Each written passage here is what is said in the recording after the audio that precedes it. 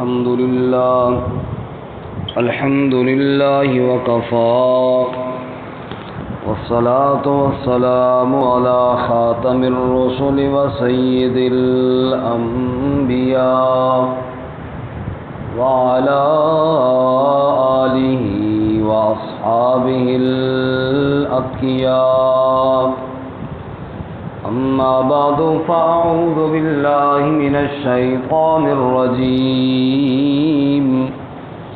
بسم الله الرحمن الرحيم.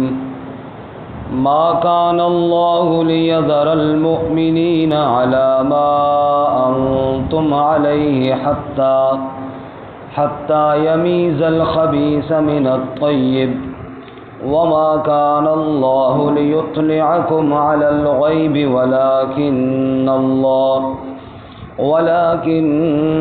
الله يجتبي من رسله من يشاء فآمنوا بالله ورسله وإن تؤمنوا وتتقوا فلكم أجر عظيم.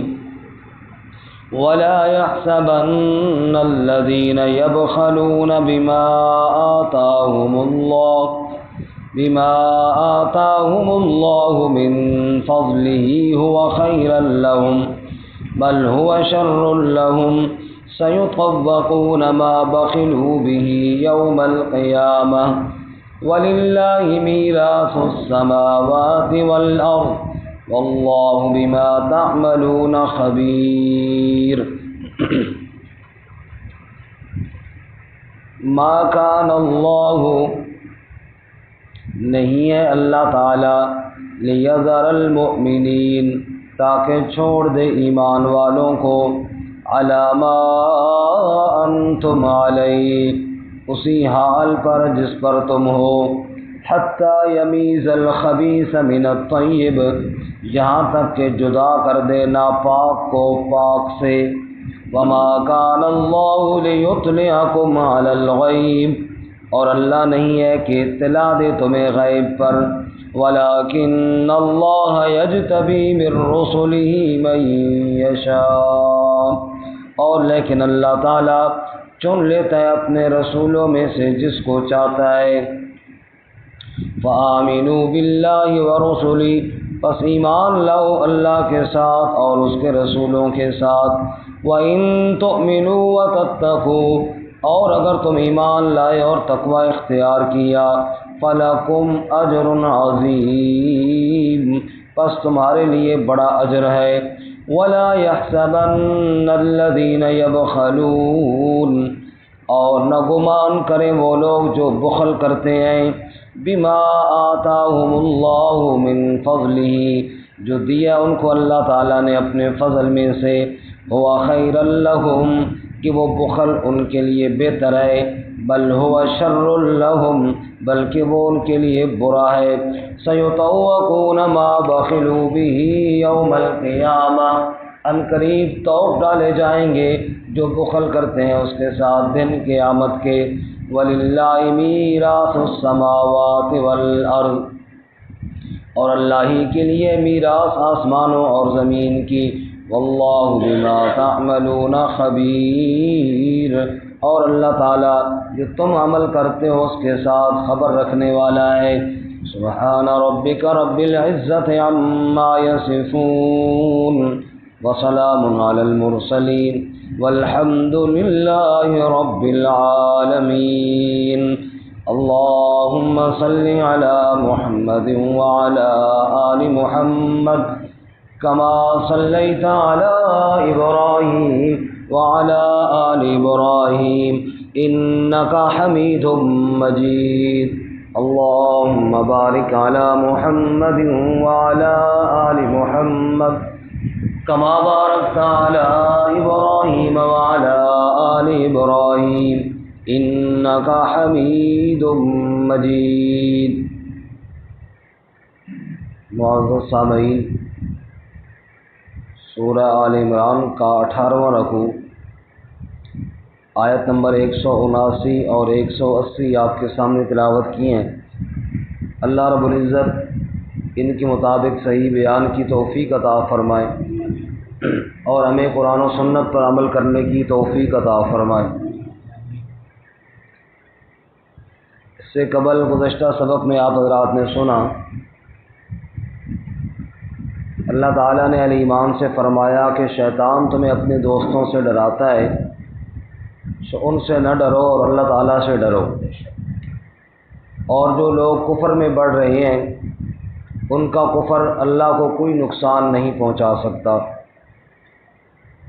آخرت میں ان کا کوئی حصہ نہیں ہوگا بلکہ بہت بڑا اور دردناک عذاب ہوگا، اور یہ مہلت ان کے حق میں بہتر نہیں ہے، یہ تو ان کو کفر اور گناہ میں زیادہ بڑھانے کے لیے ہے، بالآخر ان کے لیے ذلت والا عذاب ہوگا۔ آج کے سبق میں سوال کے جواب ہے۔ سوال یہ ہے کہ جہاد کیوں لازم کیا گیا، اور جہاد میں مسلمانوں کو تکلیف بھی پہنچتی ہے، شہادتیں بھی ہوتی ہیں، زخم بھی لگتے ہیں، اس کی کیا حکمت ہے اور اس کی کیا ضرورت ہے؟ اس کا جواب دیا، جہاد کی حکمت یہ ہے کہ اس میں مخلص اور غیر مخلص، منافقین اور مؤمنین یہ جدا ہو جاتے ہیں۔ عام حالات میں تو پہچان نہیں ہوتی، ایسے موقعوں پر منافقین کی پہچان ہو جاتی ہے اور مخلصین الگ ہو جاتے ہیں۔ سوال پیدا ہوتا ہے کہ اللہ تعالیٰ ویسے ہی بتا دے کہ یہ منافق ہے اور یہ مومن ہے۔ اس کا جواب یہ دیا کہ اللہ تعالیٰ ہر ایک کو تو نہیں بتاتے، ہاں اللہ اپنے انبیاء میں سے جس کو چاہتے ہیں اطلاع دے دیتے ہیں۔ یہ وحی کا سلسلہ صرف انبیاء کے ساتھ ہے، باقی لوگوں کی زندگی دنیا کی آزمائشوں کے ساتھ ہے۔ اور اگلی آیت میں انفاق فی سبیل اللہ اور بخل کی مذمت کو بیان کیا گیا ہے۔ فرماتے ہیں ما کان اللہ لیذر المؤمنین علی ما انتم علیہ، اللہ ایمان والوں کو اسی حالت پر نہیں چھوڑتا جس پر وہ ہیں، یعنی کوئی جیسا ہے ویسا ہی چلتا رہے اور پتہ نہ چلے کہ مومن کون ہے منافق کون ہے، آزمائشیں نہ آئیں تو ایسے تو پتہ نہیں چلتا۔ آزمائشیں آتی ہیں اور ان تکالیف پر پھر بھی جو ڈٹ جاتے ہیں اللہ کی راہ میں، اس سے پہچان ہوتی ہے کہ یہی مخلص لوگ ہیں۔ حتیٰ یمیز الخبیث من الطیب، جہاں تک کہ اللہ خبیث کو یعنی منافق کو ممتاز کر دیتا ہے، جدا کر دیتا ہے من الطیب پاک سے یعنی مخلص سے۔ مؤمنین مخلصین پاک ہیں اور منافقین گویا کہ ناپاک ہیں اور گندے ہیں، جنہوں نے دلوں میں کفر چھپایا ہوا ہے۔ اللہ ہمیں منافقت سے محفوظ فرمائے۔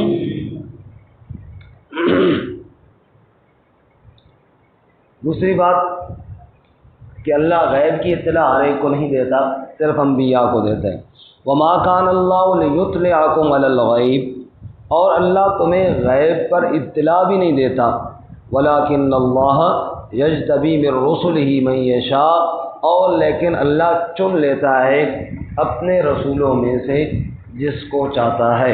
انبیاء علیہ الصلوۃ والتسلیمات میں سے اللہ نے انبیاء کو کئی غیب کے واقعات پر اطلاع دی ہے، اور اللہ نے انبیاء کو بتایا، جیسے کہ نبی اکرم صلی اللہ علیہ وسلم کو بھی اللہ تعالیٰ نے کئی منافقین کے نام تک بتائے۔ تو اللہ تعالیٰ جس کو چاہتا ہے اپنے انبیاء میں سے غیب کی اطلاع دے دیتے ہیں۔ یہاں پر تھوڑا سا یہ مسئلہ سمجھ لیجئے کہ ایک ہوتا ہے مکمل کلی علم غیب کا جاننا، جس طرح آپ آیت الکرسی میں پڑھتے ہیں وَلَا يُحِيطُونَ بِشَيْءٍ مِّنْ عِلْمِهِ إِلَّا بِمَا شَاءَ، کلی اور مکمل علم وہ اللہ ہی کی ذات جانتی ہے، اللہ کے علاوہ کوئی مکمل علم غیب کا احاطہ نہیں کر سکتا۔ باقی علم غیب میں سے کئی واقعات کی اطلاع اللہ اپنے انبیاء کو ضرور دیتے ہیں، اور اللہ تعالیٰ نے دی، اور سب سے زیادہ علم اللہ نے ہمارے نبی حضرت محمد الرسول اللہ صلی اللہ علیہ وسلم کو عطا فرمایا، لیکن تاہم مکمل علم وہ اللہ ہی کے پاس ہے۔ اس سلسلے میں مخلوق اور خالق کے صفات میں اگر تین فرق ذہن میں رکھ لیے جائیں تو مسئلہ بہت آسان ہو جاتا ہے اور انسان اس میں مغالطے سے بچ جاتا ہے۔ کتنے فرق جی؟ تین۔ بعض ساتھی ابھی نیند کی غلبی کی وجہ سے بہت آہستہ بول رہے ہیں۔ تین فرق جی۔ کتنے فرق جی؟ نمبر ایک، اللہ تعالیٰ کی جتنی صفات بھی ہیں، اللہ کی ذات اور اللہ کی صفات وہ قدیم ہے، اور مخلوق کی ذات اور صفات حادث ہیں۔ قدیم کا مطلب یہ ہے ہمیشہ سے ہے اور ہمیشہ رہے گا۔ حادث کا مطلب یہ ہے کہ کچھ پہلے عرصہ نہ تھا، اب ہے۔ میں، آپ، ہر ایک کچھ عرصہ، ہم بہت عرصہ گزر گیا، دنیا تھی لیکن ہم نہیں تھے، اور پھر ہم ہیں۔ جب ہم بعد میں ہیں، ہماری ذات بعد میں ہے، تو ہماری صفات بھی بعد میں ہے۔ مثلا کوئی عالم ہے، کوئی ڈاکٹر ہے، کوئی انجینئر ہے، یہ اس کی صفات ہے۔ ظاہر بات ہے وہ پہلے نہیں تھا تو اس کی صفت بھی نہیں تھی۔ جب وہ بعد میں دنیا میں آیا پھر اس کی صفت اس کے بعد میں آئی۔ تو مخلوق کی ساری صفات حادث ہیں، اللہ کی ذات اور اللہ کی ساری صفات قدیم ہے۔ اللہ بھی ہمیشہ سے ہے، اللہ کی ساری صفات بھی ہمیشہ سے ہے۔ یہ پہلا فرق ہے خالق اور مخلوق۔ بات سمجھ میں آئی؟ چاہے انبیاء علیہ الصلوۃ والتسلیمات، آپ صلی اللہ علیہ وسلم کی بھی ولادت کی تاریخ ہے، اس سے پہلے نہ تھے۔ پھر آپ صلی اللہ علیہ وسلم کو 40 سال کے بعد اللہ نے نبوت عطا فرمائی۔ تو ایک وقت میں تھے اور ایک وقت میں نہ تھے، جبکہ اللہ کی ذات ہمیشہ سے اور ہمیشہ رہے گی۔ اللہ کی ذات قدیم ہے اور مخلوق حادث ہے۔ یہ پہلا فرق ہے خالق اور مخلوق میں۔ دوسرا فرق کہ اللہ تعالیٰ کی صفات لامحدود ہیں، جبکہ مخلوق کی صفات کی حد ہے۔ مخلوق کی صفات کی کیا ہے جی؟ حد ہے۔ مثلا انسان دیکھتا ہے تو ایک حد تک دیکھتا ہے، سنتا ہے تو ایک حد تک سنتا ہے، اسی طرح اس کی طاقت ہے تو اس کی بھی ایک حد ہے، اس کا علم ہے تو اس کی بھی ایک حد ہے۔ مخلوق کی جتنی صفات ہیں ان کی ایک حد ہے، اور اللہ کی جو صفات ہے وہ لامحدود ہیں، ان کی کوئی حد ہم بیان نہیں کر سکتے۔ یہ دوسرا فرق ہے۔ اب اس سے اندازہ ہو گیا کہ علم غیب یا غیب کے واقعات کی اطلاع، اللہ نے سینکڑوں واقعات کی اطلاع دی ہو، تاہم پھر بھی کوئی نہ کوئی حد تو ہے نا۔ ایک حد تک اللہ تعالیٰ نے بتایا ہے، اس سے آگے اللہ تعالیٰ نے نہیں بتایا۔ ایک طاقت ہے، اس کی بھی ایک حد ہے، قوت کی بھی ایک حد ہے، دیکھنے کی بھی ایک حد ہے، سننے کی بھی ایک حد ہے، اور لامحدود صفات ہیں تو وہ کس کی ہیں؟ رب العالمین کی۔ دوسرا فرق ہو گیا۔ اور تیسرا فرق یہ ہے کہ اللہ تعالیٰ کی جتنی صفات بھی ہیں وہ اللہ تعالیٰ کی ذاتی صفات ہیں، مخلوق کی جتنی صفات ہیں وہ ذاتی نہیں بلکہ اللہ کی عطا کردہ ہے۔ اللہ کی ساری صفات ذاتی ہیں اور مخلوق کی صفات عطائی ہیں، اللہ کی دی ہوئی ہیں۔ اللہ تعالیٰ کسی کے عطا کرنے سے نہیں جانتا بلکہ اللہ اپنے ذاتی علم کی وجہ سے جانتا ہے، اور باقی ساری مخلوق وہ چاہے جو بھی ہیں، چھوٹے ہیں یا بڑے ہیں، سب اللہ کی عطا کردہ علم سے، اللہ کی عطا کردہ علم سے جانتے ہیں، اللہ کی عطا کردہ نگاہ سے دیکھتے ہیں، اللہ کی عطا کردہ سماعت سے سنتے ہیں۔ اللہ تعالیٰ جتنی جس کو طاقت، جتنا علم، جو بھی چیز عطا فرمائے وہ اللہ کی عطا کردہ ہے مخلوق کے پاس، جبکہ اللہ کے پاس ہر صفت ذاتی ہے۔ یہ کتنے فرق ہو گئے جی؟ 3۔ اللہ تعالیٰ کی ذات قدیم ہے، مخلوق کی ذات حادث ہے، اسی طرح صفات بھی۔ نمبر 2، اللہ تعالیٰ کی صفات لامحدود ہیں، مخلوق کی صفات محدود ہیں۔ اور نمبر 3، اللہ کی صفات ذاتی ہیں اور مخلوق کی صفات ذاتی نہیں بلکہ اللہ کی عطا کردہ ہے۔ یہ 3 فرق انسان ذہن میں رکھے تو انسان انبیاء کے بارے میں جتنا مرضی علم کا عقیدہ رکھتا رہے، یہ فرق ذہن میں رکھے تو کوئی شرک نہیں ہے، کوئی منع نہیں ہے۔ اللہ نے بے شک بہت بڑا علم عطا فرمایا ہے اپنے نبی صلی اللہ علیہ وسلم، تاہم ایک حد ہے۔ اسی طرح جناب اللہ تعالیٰ کی صفات ذاتی ہیں، مخلوق کی صفات کیا ہے؟ اللہ کی عطائی ہیں۔ اللہ تعالیٰ کی ذات قدیم ہے اور مخلوق کی ذات حادث ہے۔ فرمایا وَمَا كَانَ اللَّهُ لِيُطْلِعَكُمْ عَلَى الْغَيْبِ، اور اللہ تعالیٰ غیب کی اطلاع تمہیں نہیں دیتا، وَلَٰكِنَّ اللَّهَ يَجْتَبِي مِن رُّسُلِهِ مَن يَشَاءُ، اور لیکن چن لیتا ہے اللہ اپنے رسولوں میں سے جس کو چاہتا ہے۔ اللہ جس کو چاہتا ہے، جو بھی غیب کی اطلاع اور خبر دینا چاہے اللہ عطا فرما دیتا ہے۔ جیسا کہ کئی موقعوں پر اللہ تعالیٰ نے اپنے نبی صلی اللہ علیہ وسلم کو خبر عطا فرمائی ہے۔ جیسا کہ مشہور ایک واقعہ آپ کو پہلے کئی دفعہ سنایا، دو بندوں نے پہاڑ کی دامن میں بیٹھ کے رسول اللہ صلی اللہ علیہ وسلم کے قتل کا مشورہ کیا، اور ایک تلوار لے کر مدینہ کی طرف گیا، اللہ تعالیٰ نے پہلے آپ کو بتا دیا۔ آپ نے اس سے دیکھا تو فرمایا کیوں آئے ہو؟ کہا جی دوستوں سے رشتہ داروں سے ملنے آیا ہوں۔ تو پہاڑ کی دامن میں بیٹھ کے مشورہ کیا کیا تھا؟ تو اللہ اپنے نبیوں کو غیب کے کئی واقعات پر اطلاع عطا فرما دیتے ہیں۔ اس لیے فرمایا فآمنوا باللہ ورسلہ، بس ایمان لو اللہ کے ساتھ اور اس کے رسولوں کے ساتھ، وَإِن تُؤْمِنُوا وَتَتَّقُوا، اور اگر تم ایمان لائے اور تقوی اختیار کیا، فَلَكُمْ أَجْرٌ عَظِيمٌ، تمہارے لیے بڑا اجر ہے۔ وَلَا يَحْسَبَنَّ الَّذِينَ يَبْخَلُونَ بِمَا آتَاهُمُ اللَّهُ مِنْ فَضْلِهِ هُوَ خَيْرًا لَهُمْ۔ اب جہاد کے ساتھ دوسرا مسئلہ انفاق فی سبیل اللہ کے راستے میں مال خرچ کرنا، اور جو مال خرچ نہیں کرتا وہ کیا ہوتا ہے؟ بخیل ہوتا ہے، بخل کی مذمت۔ اچھا آپ ذرا غور کریں تو بڑا خوبصورت ایک ربط عرض کروں۔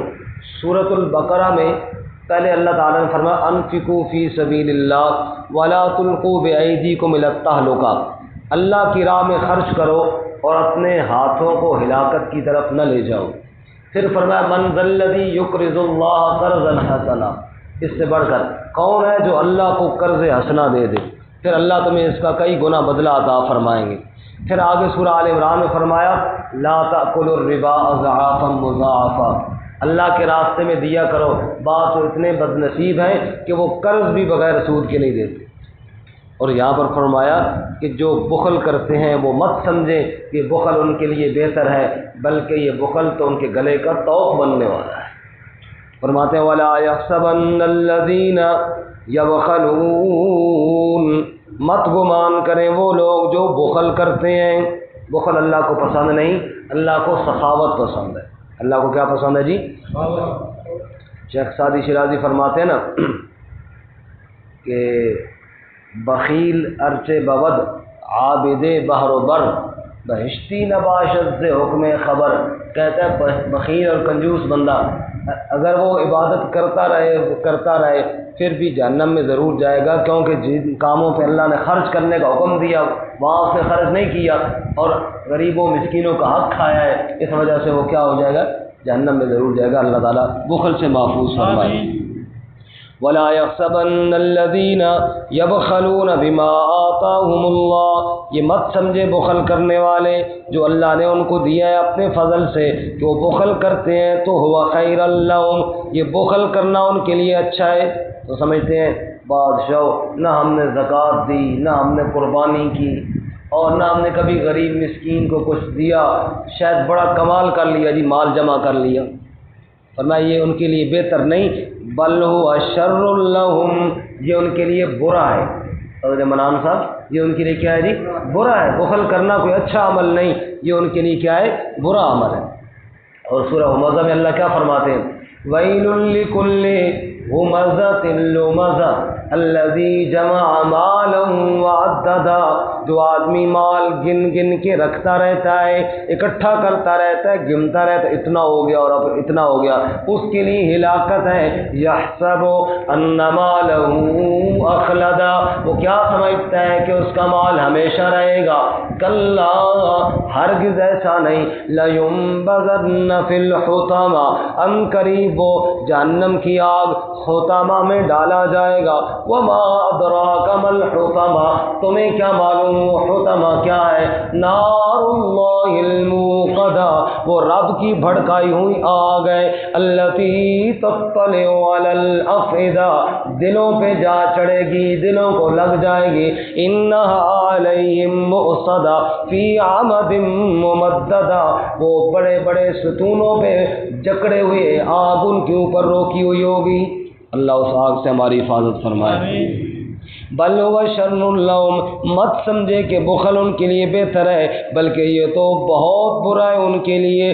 سیطوقون ما بخلوا به یوم القیامہ، ان قریب توق ڈالا جائے گا ان کے گلے میں جو بخل کیا دن قیامت کے۔ رسول اللہ صلی اللہ علیہ وسلم نے ارشاد فرمایا، جس آدمی کو اللہ نے مال دیا پھر اس نے زکوٰۃ نہ دی اور مال جمع کرتا رہا، اس کے مال کو قیامت والے دن ایک گنجا سانپ بنایا جائے گا اور اس کے گلے کے ساتھ لپیٹا جائے گا، ادھر سے ڈسے گا اور ادھر نکل آئے گا، ادھر سے ڈسے گا اور ادھر نکل آئے گا۔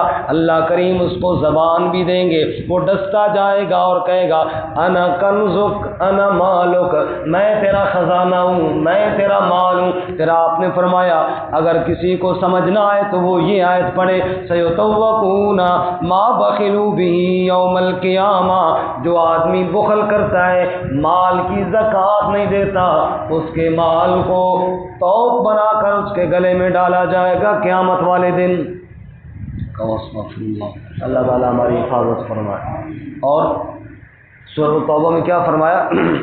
والذین یکنزون الذهب والفضة ولا ينفقونها في سبيل الله فبشرهم بعذاب علیم، جو خزانہ جمع کرتے ہیں اللہ کی راہ میں خرچ نہیں کرتے ان کو خبر دیجئے دردناک عذاب کی۔